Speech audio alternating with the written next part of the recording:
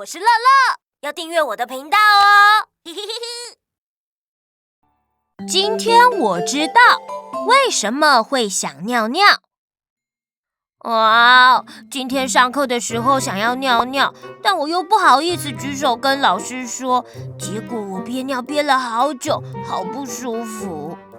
姐姐，尿是怎么来的？我可以不要尿尿吗？乐乐，憋尿对身体不好哦。尿跟我们喝进身体的水量有关。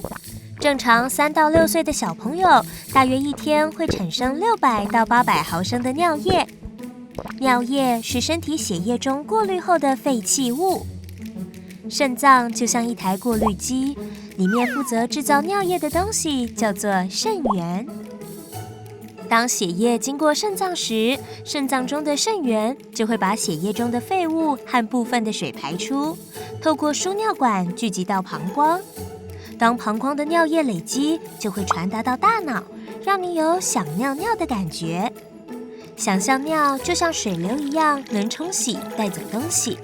如果一直不尿尿的话，没有尿从尿道流过，就没有机会冲过尿道，可能会让尿道有细菌滋生，造成尿道感染发炎，很不舒服哦。可是尿跟大便感觉都是身体的废弃物，都脏脏的。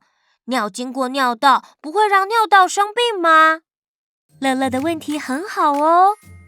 大便是来自肠胃系统，会有一些细菌，而尿液本身是无菌的哦。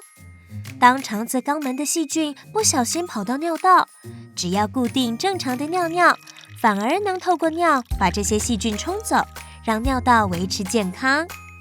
相反的，若是憋尿或者都没尿尿，这些细菌就有机会逆流而上，从尿道到膀胱、输尿管，最严重的到达肾脏，造成发炎，是非常危险的呢。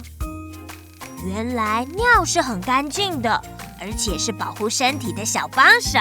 嘿嘿，小朋友平时要多喝水，不憋尿，跟乐乐一样健健康康的。今天我知道，原来如此，真奇妙。我们下次再见喽，拜拜！谢谢你的收看。如果你喜欢我，喜欢小行星，现在乐乐 TV 有专属的优惠哦。订阅小行星杂志，你就可以看到更多我们的故事，可以到资讯栏看更多资讯，也别忘了订阅我的频道哦。嘿嘿嘿嘿嘿。